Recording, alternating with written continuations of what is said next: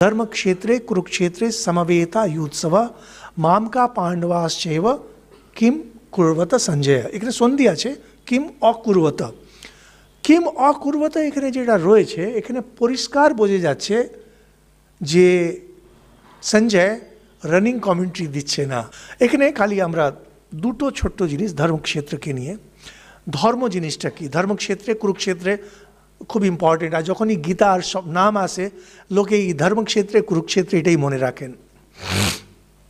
ধর্ম মানে হয় স্বরূপ, যে কোনো জিনিসের যে স্বভাব স্বরূপ।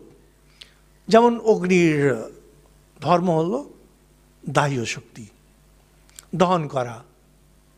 কি যেমন লবণত্ব, যে কোনো বস্তু সেই জন্যে ওটাকে পরিভাষিত করেন যে জিনিসটা একটা জিনিসকে ধরে আছে।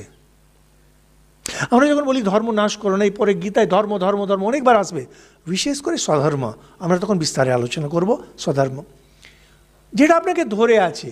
যেমন ঠাকুর মানুষকে পরিভাষিত করছেন যার মানে হুঁশ আছে, আমিত্ব বোধ যার আছে, যেটা আপনাকে আমিত্ব দিচ্ছে। পরে যখন অর্জুনকে বোঝাবেন কৃষ্ণ তখন এটাই বলবেন, তোমার আমিত্ব ক্ষত্রিয় ধর্মে, তুমি যে বীর এটাই তোমার আমিত্ব, এটাকে তুমি নষ্ট করো না।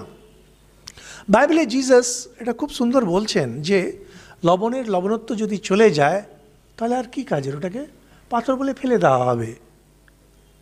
আপনি আমরা মানুষ, ও আমার একটা গুণ আছে। একজন স্বামী স্ত্রী, স্বামীর একটা স্বামী হলো মানেই তার একটা ধর্ম এসে গেল। স্ত্রী মানে আমরা ধর্মস্ত্রীর কথা বলছি, তার একটা ধর্ম এসে গেল। ওইটাকে যদি পালন না করেন, যেমন ছাত্র একজন স্টুডেন্ট বলে ছাত্রানাম অধ্যয়নম তপঃ, অধ্যয়ন করাটাই ছাত্রের ধর্ম। যদিও না করে তাহলে আর ছাত্র নয়। এই প্রায় আমাদের আগে আমরা যখন বাচ্চা ছিলাম তখন প্রায় এসে লিখতে আসতো ছাত্রদের রাজনীতি করা ঠিক কিনা। আরে ঠিক কিনা তো সে কি বলবো, ছাত্র কাজ তো হচ্ছে অধ্যয়ন করা, রাজনীতি করবেন কি করবেন না জানি না। এখন তো বর্তমানকালে তো তাই হয়। ধর্মই হচ্ছে আপনার অধ্যয়ন করা। যদি না করেন you are no more a student. একবার সে অনেক আগে কোনো একটা নকশাল মুভমেন্টে, আমার এটা এমনি কথা মনে আছে, কি পুলিশ টুলিশ কিছু করেছিল, হ্যাঁ স্টুডেন্টদের উপর এরকম করলেন। ও স্টুডেন্ট কোথায়, ও তো ক্রিমিনাল। তার মানে ধর্মটা আপনি ছেড়ে দিয়েছেন। কিন্তু যখন শাস্ত্রে আসে ধর্ম, অর্থটা এবার বিশেষ অর্থ হয়ে যায়। এটা একটু লিখে নিন আপনারা, ধর্মের পরিভাষা। ধর্মকে বলে অপ্রাপ্ত বস্তুকে প্রাপ্ত করায়, অপ্রাপ্ত বস্তুকে প্রাপ্ত করায়।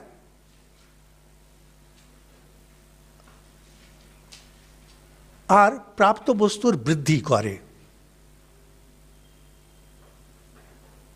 অপ্রাপ্ত বস্তু তাকে প্রাপ্ত করায়, মানে যে জিনিসটা আপনার কাছে নেই সেটা এনে দেবে।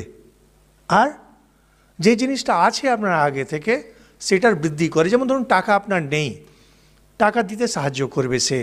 টাকা যদি আছে সেটাকে বৃদ্ধি করতে সাহায্য করবে। শাস্ত্রে যখন ধর্ম আসে এই অর্থেই আসে। এখানে যখন ধর্মক্ষেত্রে বলছেন এই অর্থেই নিচ্ছে।